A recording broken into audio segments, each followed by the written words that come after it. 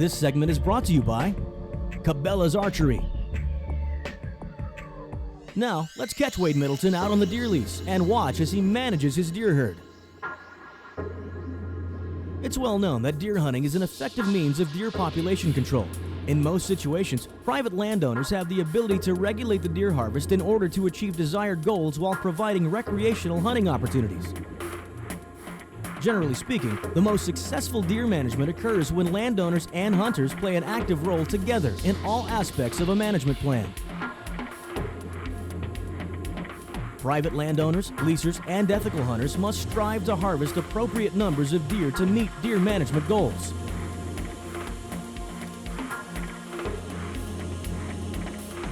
Everybody has a different philosophy and long-term goal when it comes to hunting. Some people it could be just to simply fill their freezer real quick. Other people could be to grow the biggest deer of their life. And each one of those goals and desires and passions that they got for whitetail hunting really don't make a matter as long as they're happy. You know, one guy may look at that deer that somebody shot and go, well, that's not very big. And the next guy may say, that's the biggest deer of my life, and be super excited. I like to tell people when it comes to management of whitetails, do what makes you happy, understand what your long-term goals are, and then work towards it. If it's just simply to go out and have fun and fill the freezer, then that's the goal you should work toward. If it's try to shoot the biggest deer of your life several times over and over, then you've got to have a great plan in place. For Wade, on this property, it means taking 2.5 does on average for every buck that is harvested off the property. By following this plan, he's balancing the herd and what the land can carry population-wise on its own.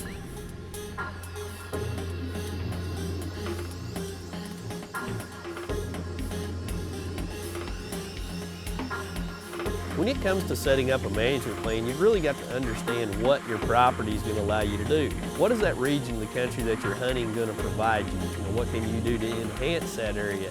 In some places, you simply don't have the opportunity to grow trophies on a large scale like you do others. If you're in an area that's going to be about numbers and not about trophies, and you need to manage for that type of a scenario, you may need to harvest more. If you're in an area that doesn't have quite the density but it's got big ones, then you can set up a plan to make those deer even bigger. Regardless of which route you go, maintaining and managing your harvest to ensure you take as many does as you do bucks will allow you to have a balanced herd long time. Your long-term management plans and programs really are based on what you as a hunter desire. What are your goals? You know, if you've got 100 acres of property, chances of trying to grow a 170 class deer or multiple 170 class deer aren't that good. Can it happen? Absolutely. Does it happen? Certainly. But trying to build a program to grow a bunch of them on 100 acres of land, it's going to be pretty tough. However, on the flip side of that, having a property that attracts a lot of deer so that you can take a lot of deer off of it can really pay off if you'll put in the amount of effort long-term to make your program work.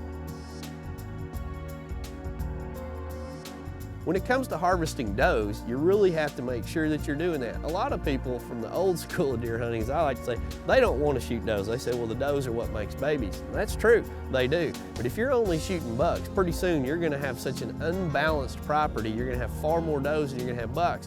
It's going to be very hard, number one, to find a buck, and number two, you're going to overpopulate that area and your deer are going to tend to go down in quality and size very quickly. For me, when I look at a different piece of property, my goals are simply what can I get out of that piece of property. Not every property is going to produce the same. One place that I'm hunting on right now, my goal is to grow a lot of nice bucks. 120 to 140 class deer, 8 to 10 points, going to harvest them around 4 to 5 years old. That's really the best thing that I can expect out of that area. I am going to eventually shoot some big deer off there, but that type of a property I'm hunting on really is more suited for good numbers and lots of hunting action. Conversely on that, I've got to make sure I take enough does off of that property. For every buck that I take off there, my goal is to take 2 and even 3 does for every buck I harvest. And that ensures a good balance in my herd and ensures that I'm going to be able to not overpopulate the area that I'm hunting. The key element is to have hunters taking adequate numbers, both does and bucks, to control the deer herd growth. When it comes to my thoughts on harvesting does, I really pay attention to what the area is giving me. And if I'm spending a lot of time out there and I'm not seeing a lot of does and I'm seeing a lot of bucks, I probably need to concentrate on my bucks, but very rarely does that happen. Usually it's the opposite. You see more does than you do bucks. And in those situations, I always want to make sure that I concentrate and harvest does. Deer populations are best managed when utilizing all hunting seasons. Deer seasons and bag limits nationwide are established for hunters that hunt using bows, modern firearms, or muzzle-loading firearms.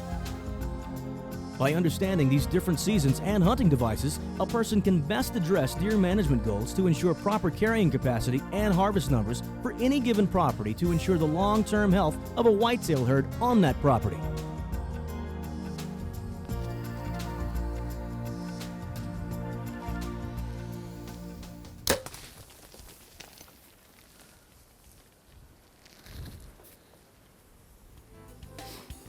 Some ranches that I've been on, when we first started certain management programs, we really needed to go in and hammer the does. I mean, I've actually been on pieces of property where a guy had to go in and shoot 60 to 90 does in 1 year and maybe shoot 3 or 4 bucks. The reason being is the people that had that property before, they just shot bucks and they never concentrated on shooting does. And eventually what happened is they had way too many does, not enough bucks, and their herd population got way out of whack. And what also happens is overpopulation of a property really puts a lot of pressure on what that piece of property can produce and support. There she is right up here.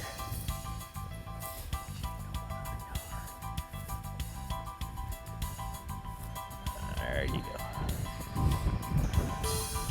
Well, look at that rage did to her. That's what you want right there. I mean, I'm not 100, 120 yards from where we were hunting, trying to take some does out of the herd, and that's just so important when it comes to hunting, to keep that herd managed properly. We'll get the rhino and we'll load her up. Get all your archery gear, archery equipment, and archery supplies from Cabela's, the world's foremost outfitter. Whether you're online or at one of the many retail stores nationwide, Cabela's offers a wide selection of bows, arrows, tree stands, and more to ensure you're outfitted when you head to the field for your hunt. Check them out online at Cabela's.com.